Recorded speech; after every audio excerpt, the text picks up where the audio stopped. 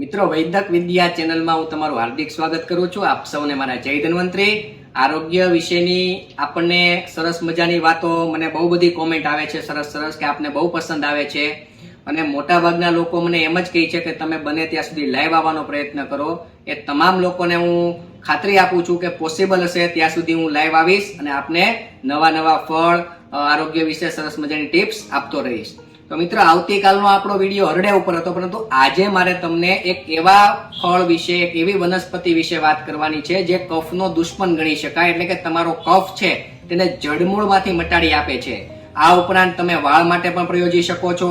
તમે ક્યાંય દાઝી ગયા હોય તો પણ તેનો પ્રયોગ કરી શકો છો. અને ઉધરસ, જે લોકોને ખૂબ જ ઉધરસ આવે છે એ લોકોને ત્વરિત ઉધરસ શાંત કરવી હોય તો પણ તમે એનો પ્રયોગ કરી શકો છો. જે લોકોને વારંવાર અવાજ બેસી જાય છે એવા લોકો પણ આનો પ્રયોગ કરી શકે છે. તો એ ફળ છે બેહડા. આ તમે જોવો, આ બેહડાના ફળ વિશે હું તમને વાત કરવાનો છું. આ બેહડાનું ફળ છે, તમે વ્યવસ્થિત રીતે જોઈ લેજો કે આ પ્રકારે બેહડાના ફળ હોય છે. તમને બતાવવા માટે મેં મેળવી લીધા છે બેહડાના ફળ. તો હવે આ બેહડાના ફળ આપણે મેળવવા કઈ રીતે? તો આ બેહડાના વૃક્ષો છે તે ગીરના જંગલોમાં, આબુના જંગલોમાં, પંચમહાલ, ડાંગ આ બધા વિસ્તારોમાં સરળતાથી આ બેહડાના વૃક્ષો થાય છે.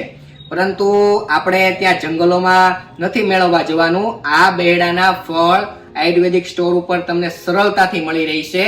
અને આ બેહડાના ફળ આપણા શરીર માટે ખૂબ જ ઉપયોગી છે.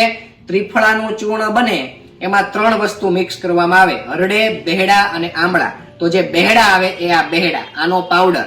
હવે પાવડર કેવો હોય એ પણ હું તમને બતાવું. આ પાવડર છે બેહડાનો, તમે જુઓ, આ બેહડાનો પાવડર છે. આપણે પ્રયોગ આનો પણ કરવાનો છે.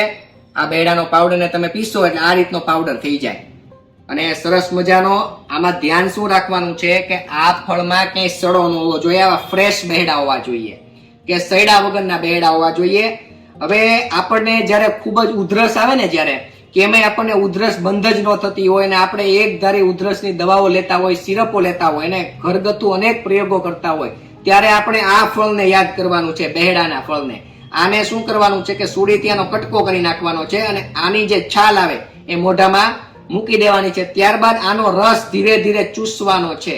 અને આ રસ તમારા શરીરમાં જશે એટલે તમારી ઉધરસને ત્વરિત શાંત થવું પડે. આનો સૌથી અસરકારક ગુણ છે. એટલે કફનો સંપૂર્ણ દુશ્મન છે. નંબર 2, કે જે લોકોને અવાજ બેસી ગયો છે, જે લોકો ગાયક છે, સિંગર છે, જે લોકોને ગાવાનો શોખ છે, જે લોકોને ભાષણો કરવા જવું પડે છે, આ પરિસ્થિતિ છે, તો આવા લોકો માટે પણ અવાજ વારંવાર બેસી જતો હોય તો એ લોકો પણ આ બેહડાની છાલનો ટુકડો મોઢામાં રાખીને ચૂસશે તો એમને અવાજ બેસી ગયેલો હશે તે ખુલવાનો ધીરે ધીરે પ્રયત્ન કરશે આપણું શરીર, અને તમારો બેસી ગયેલો અવાજ ધીરે ધીરે ખુલી જશે.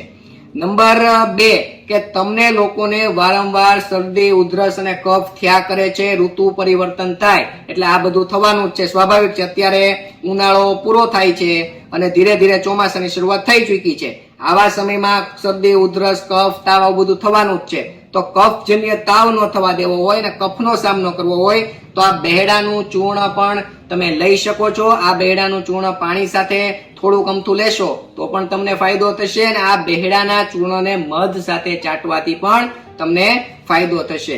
સામાન્ય શરદી, ઉધરસ, કફ મટવા પાત્ર છે. અન્યથા તમારે નિષ્ણાંત વૈદ્ય કે ડોક્ટરની સલાહ લેવી આવશ્યકતા પડે તો લેવી જરૂરી છે. હવે જે લોકોને વાળના મુદ્દા છે, જે લોકોને વાળ સરસ રાખવા છે, એ લોકો બેહડાના ચૂર્ણને પાણીમાં પલાળી દે.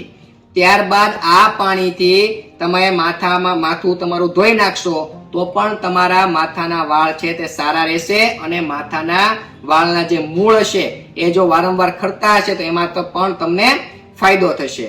હવે જે લોકો આપણા ઘરની માતાઓ છે, બહેનો છે, એ રસોઈ કરતી વખતે તમે જોયું છે કે ક્યારેક દાઝી જતી હોય છે અને એને એ બળતરા ખૂબ જ પીડા આપતી હોય છે. ત્યારે તમે એક પ્રયોગ કરી શકો છો. સ્વાભાવિક છે કે હળદરનો પ્રયોગ જ્યારે ક્યાંક વાગ્યું હોય ત્યારે આપણે લોહી બંધ કરવા માટે હળદરનો પ્રયોગ કરીએ છીએ. એ જ રીતે દાઝી ગયા હોય તો મોટા ભાગની માતા બહેનો કુંવાર પાઠું છે એને ઘસે એટલે બળતરા ઓછી થઈ જતી હોય છે. પરંતુ ઘરે જો બેહડાનો પાવડર હોય તો આ બેહડાનો પાવડર તમે ત્યાં ચોપડી દેશો તો પણ તમને રાહતનો અનુભવ થશે. આ બેહડા છે તે કફનો સંપૂર્ણ નાશ કરે છે. આપણે જે ત્રિફળા ચૂર્ણ બને એમાં હરડે બેહડા અને આમળાનું મિશ્રણ હોય છે. તો આ હરડે બેહડા અને આમળા જે તમારા ત્રિદોષ વાયુ પિત્ત અને કફ એનો નાશ કરે છે. એમાં બેહડાનું કામ શું છે? કફને નાશ કરવા માટેનું છે. તો મારે તમને આ બેહડાના ફળ વિશે ટૂંકમાં માહિતી આપવાની હતી. તો જે લોકોને વારંવાર ઉધરસ આવતી હોય એ લોકો આનો ટુકડો મેં તમને આગળ જણાવ્યું એ રીતે ટુકડો કરીને મોંમાં રાખીને ચૂસશે તો પણ એને ફાયદો થશે. અવાજ બેસી ગયો હશે એમાં પણ ફાયદો કરશે. તમને વારંવાર કફ થતો હશે એમાં પણ કફનું ધીરે ધીરે તમારો કફ પીગળી જશે, એટલે કે રિમૂવ થઈ જશે તમારા શરીરમાંથી.